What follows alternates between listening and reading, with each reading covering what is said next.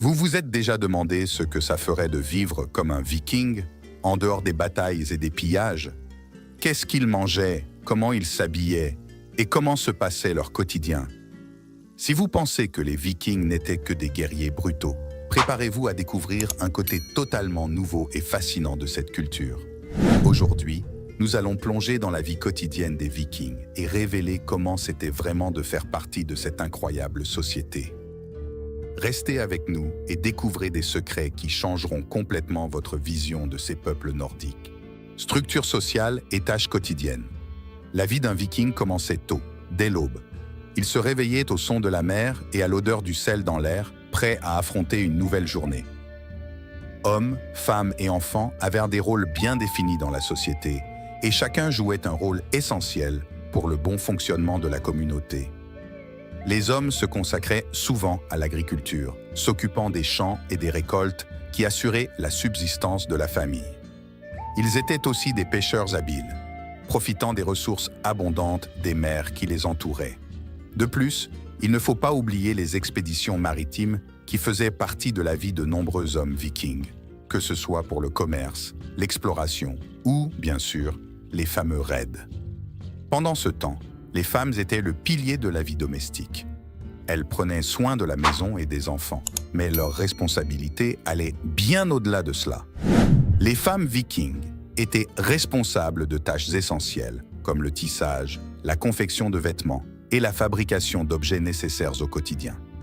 Elles s'occupaient également de la production de nourriture, depuis la préparation des repas jusqu'à la conservation des aliments pour les mois d'hiver plus rudes. La répartition des tâches était claire, mais la contribution de chaque individu était également valorisée. Les enfants commençaient à apprendre leur rôle dès leur plus jeune âge. Les garçons accompagnaient leur père dans les tâches agricoles, à la pêche et, éventuellement, lors des expéditions.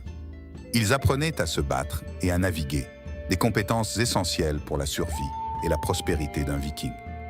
Les filles, quant à elles, étaient initiées aux tâches domestiques, aidant leur mère et apprenant à s'occuper de la maison et de la famille. Mais l'éducation ne se limitait pas à ces rôles spécifiques. Les histoires, légendes et sagas étaient transmises oralement de génération en génération, et tant les garçons que les filles apprenaient les exploits héroïques de leurs ancêtres, ainsi que les valeurs de courage, d'honneur et de loyauté qui imprégnaient la culture viking.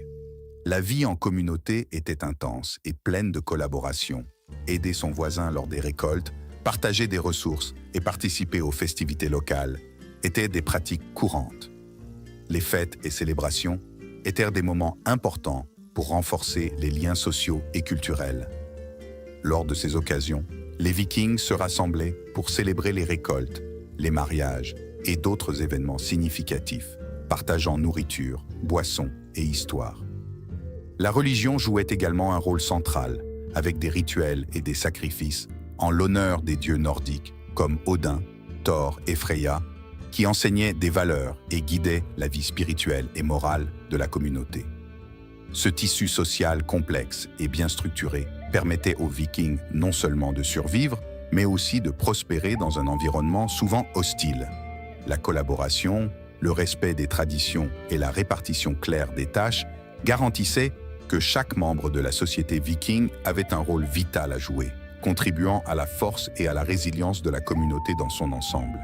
Habitation et alimentation.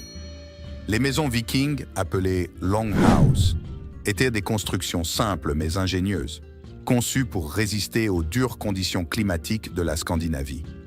Fabriquées en bois, en terre et en chaume, ces habitations longues et étroites abritaient plusieurs générations d'une même famille. Au centre de la longhouse, un foyer restait allumé en permanence, fournissant de la chaleur et servant de principal lieu de préparation des repas. Ce foyer central était essentiel, non seulement pour réchauffer la maison pendant les hivers rigoureux, mais aussi comme point de rassemblement où tout le monde se réunissait en fin de journée pour partager des histoires, des projets et des repas. L'intérieur des longhouses était organisé de manière pratique. Les lits, faits en bois et recouverts de peaux d'animaux, étaient alignés le long des murs, tandis que des étagères et des coffres stockèrent les affaires et les provisions. Il n'y avait pas de cloison intérieure significative. ce qui permettait une meilleure circulation de l'air chaud dans toute la maison. Les fenêtres étaient petites et peu nombreuses pour minimiser la perte de chaleur, et l'éclairage dépendait de torches et de lampes à huile. L'alimentation des Vikings était variée et étonnamment nutritive. Ils tiraient le meilleur parti des ressources naturelles disponibles. La mer fournissait une abondance de poissons, comme le hareng, la morue et le saumon, qui étaient consommés frais, séchés ou fumés pour durer longtemps. La chasse était également une activité importante, offrant de la viande de cerf, d'élan et de sanglier. Les Vikings excellaient aussi dans l'élevage de bovins, de moutons et de porcs, assurant un approvisionnement constant en viande, en lait et en produits dérivés comme le fromage et le beurre. Les céréales, comme l'orge, l'avoine et le seigle, étaient cultivées et utilisées pour faire des pains rustiques, souvent cuits sur des pierres chauffées dans le foyer. Ces pains étaient consommés quotidiennement, accompagnés de soupe et de ragoûts, mélangeant viande, légumes et herbes. Les légumes, tels que le chou, la carotte, le navet et l'oignon, étaient cultivés dans des potagers communautaires et complétaient le régime alimentaire. Les fruits sauvages, comme les fraises, les mûres et les framboises, étaient cueillis pendant les mois plus chauds et conservés pour l'hiver. Le miel était utilisé comme édulcorant et pour produire de l'hydromel, une boisson alcoolisée, fermentée incontournable lors des célébrations et des rituels. L'hydromel, ainsi que la bière artisanale à base d'orge, étaient appréciés lors des banquets et des festivités, renforçant l'esprit communautaire. La préparation des aliments était une tâche quotidienne et partagée. Les femmes jouaient un rôle crucial dans la cuisine, mais les hommes contribuaient également, surtout lorsqu'il s'agissait de fumer ou de saler viande et poissons. Les techniques de conservation étaient essentielles pour assurer que la nourriture dure pendant les longs mois d'hiver, lorsque les ressources étaient rares. L'alimentation n'était pas seulement une question de survie, mais aussi de culture et de tradition. Les repas étaient des moments de rassemblement, où la famille se réunissait pour manger, discuter et raconter des histoires. Cette pratique renforçait les liens familiaux et communautaires, créant un sentiment d'appartenance et de continuité. Vivre dans une longhouse viking était donc une expérience d'adaptation constante et d'ingéniosité. La construction et l'organisation des maisons, ainsi que la diversité et la préparation des aliments, reflétaient la résilience et la créativité de ce peuple qui a su prospérer dans un environnement souvent hostile. Éducation et culture. L'éducation des enfants vikings commençait tôt et était profondément liée à la vie quotidienne et aux traditions de la communauté. Dès leur plus jeune âge, les garçons et les filles étaient impliqués dans les activités quotidiennes de leur famille, apprenant des compétences essentielles pour la survie et le bien-être de la communauté. Les garçons, par exemple, apprenaient à manier les armes, à se battre et à naviguer, des compétences fondamentales pour un peuple qui dépendait autant de l'exploration et du commerce maritime que de la défense de ses terres. Apprendre à utiliser un bouclier, une épée et un arc faisait partie de la routine, tout comme les techniques de navigation permettant des voyages sûrs et efficaces sur des mers souvent traîtresses. Les filles, quant à elles, étaient initiées très tôt aux tâches domestiques. Elles apprenaient à filer et à tisser, à préparer et conserver les aliments et à gérer la maison. Ces compétences étaient transmises de mère en fille, garantissant la continuité des traditions et le bon fonctionnement de la maison. Cependant, l'éducation des filles ne se limitait pas aux tâches domestiques. Beaucoup apprenaient également à utiliser les herbes médicinales et à soigner les maladies, des connaissances précieuses qui contribuaient au bien-être de la communauté. En plus des compétences pratiques, l'éducation viking était riche en culture orale. Les histoires, légendes et sagas étaient racontées et répétées, transmettant des valeurs, des enseignements et l'histoire des ancêtres. Ces récits oraux étaient fondamentaux pour l'identité viking, et les enfants grandissaient en écoutant les exploits héroïques des dieux et des mortels, apprenant des leçons de courage, d'honneur et de loyauté. Les skalds, poètes et conteurs, jouaient un rôle spécial dans la société, préservant et transmettant la riche tradition orale des Vikings. Ils racontaient les sagas dans de grands halls pendant les banquets, gardant la mémoire collective vivante et inspirant les générations futures. La religion occupait également une place centrale dans la vie viking, influençant profondément l'éducation et la culture. Les dieux nordiques, comme Odin, Thor et Freya, étaient vénérés et leurs histoires enseignaient d'importantes leçons morales et éthiques. Les rituels et célébrations religieuses, comme le Jul, le festival du solstice d'hiver, étaient des moments d'apprentissage et de renforcement des valeurs communautaires. Des sacrifices et offrandes étaient réalisés pour gagner la faveur des dieux et assurer de bonnes récoltes, le succès dans les batailles et la prospérité générale. Ces rituels étaient des occasions pour les enfants d'apprendre leurs croyances et traditions, participant activement aux célébrations et comprenant l'importance de la spiritualité dans la vie quotidienne. L'éducation formelle, telle que nous la connaissons aujourd'hui, n'existait pas, mais la transmission des connaissances était systématique et efficace. L'apprentissage se faisait principalement par l'observation et la pratique, les plus jeunes accompagnant les plus âgés dans leurs tâches et absorbant le savoir par l'expérience directe. Cette forme d'éducation pratique garantissait que chaque membre de la communauté maîtrisait les compétences nécessaires pour contribuer au bien-être collectif. La culture viking était vibrante et multifacette, reflétant la complexité de leur vie et la profondeur de leurs traditions. Les festivités, rituels et la riche tradition orale créaient un environnement où l'apprentissage était continu et communautaire. Ce système éducatif informel mais extrêmement efficace assurait que les compétences et les connaissances étaient transmises de génération en génération, préservant l'essence de la culture viking et préparant les jeunes aux défis de la vie adulte.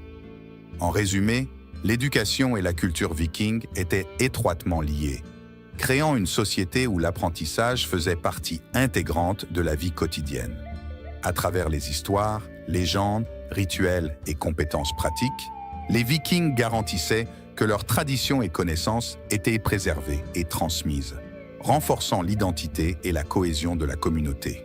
Commerce et connexion avec la nature. Les Vikings étaient des maîtres du commerce, avec un réseau de routes s'étendant à travers l'Europe et jusqu'au Moyen-Orient. Leurs dracars, ou navires longs, étaient conçus pour traverser de vastes distances et naviguer aussi bien en eau profonde qu'en rivière peu profonde.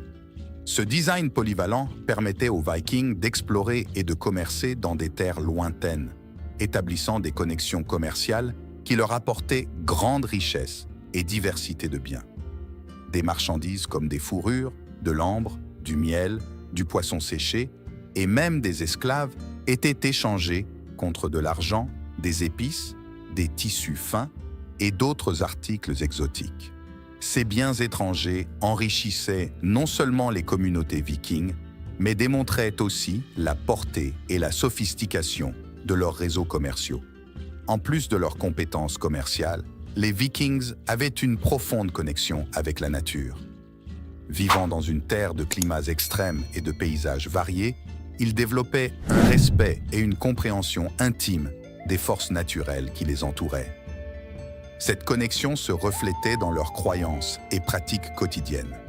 Ils vénéraient des dieux représentant différents aspects de la nature, comme Thor, le dieu du tonnerre, et Njord, le dieu de la mer, cherchant leur faveur à travers des rituels et des sacrifices pour assurer de bonnes récoltes, des pêches abondantes et une protection lors de leur voyage.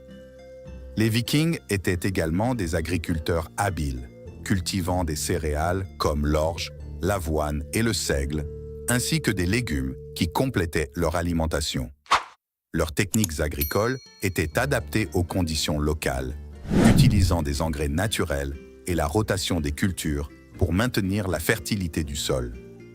L'élevage de bovins, de moutons et de porcs était tout aussi important, fournissant de la viande, du lait et de la laine, essentiels pour la survie et le confort pendant les longs hivers. La chasse et la pêche étaient des activités complémentaires qui aidaient à diversifier l'alimentation et à garantir la subsistance. La collecte de ressources naturelles, comme des baies sauvages, des noix et des herbes médicinales, jouait également un rôle important dans la vie viking. Ces ressources enrichissaient non seulement leur alimentation, mais étaient aussi utilisés dans des pratiques médicinales et rituelles. Les Vikings avaient une connaissance approfondie des plantes et de leurs propriétés, utilisant ce savoir pour traiter maladies et blessures, ainsi que pour des fins spirituelles. La relation des Vikings avec la nature était une relation d'interdépendance et de respect. Ils comprenaient que leur survie dépendait d'un équilibre harmonieux avec leur environnement. Cette philosophie se manifestait dans des pratiques de gestion durable des ressources et une culture qui valorisait l'observation et l'adaptation aux changements saisonniers et climatiques. Les cérémonies célébrant les cycles de la nature, comme le solstice d'été et d'hiver, étaient des moments de renouvellement et de gratitude, renforçant la connexion spirituelle avec la terre et les éléments. La pêche, par exemple, n'était pas seulement une activité économique, mais aussi une pratique profondément ancrée dans la culture viking. Les techniques de pêche, la construction de bateaux et la navigation étaient transmises de génération en génération, et les compétences nécessaires pour ces activités étaient de sources de fierté et d'identité communautaire. La mer, avec ses richesses et ses dangers, était vue à la fois comme une source de subsistance et comme une entité à respecter et à vénérer. En résumé, le commerce et la connexion avec la nature formaient les piliers de la société viking, influençant leur économie, leur culture et leur mode de vie. Les Vikings n'étaient pas seulement des guerriers redoutés, mais aussi des commerçants habiles et des gardiens d'un savoir profond sur le monde naturel. Cette dualité d'exploration et de respect, de conquête et d'harmonie définit l'essence de la culture viking et explique leur succès et leur résilience au fil des siècles. Saviez-vous que, malgré leur réputation de guerriers brutaux, les Vikings étaient aussi de grands artisans dont les compétences ont influencé les cultures dans toute l'Europe et que beaucoup de ces objets sont encore trouvés dans des sites archéologiques, révélant des détails surprenants sur leur vie quotidienne? Si vous avez trouvé intéressante la vie quotidienne des Vikings, préparez-vous à être encore plus surpris par les incroyables découvertes archéologiques qui continuent de révéler des secrets fascinants sur ce peuple extraordinaire. N'oubliez pas de vous abonner et de suivre nos prochaines vidéos où nous explorerons ces trouvailles qui changent complètement notre compréhension des Vikings. À bientôt et continuez à explorer l'histoire avec nous.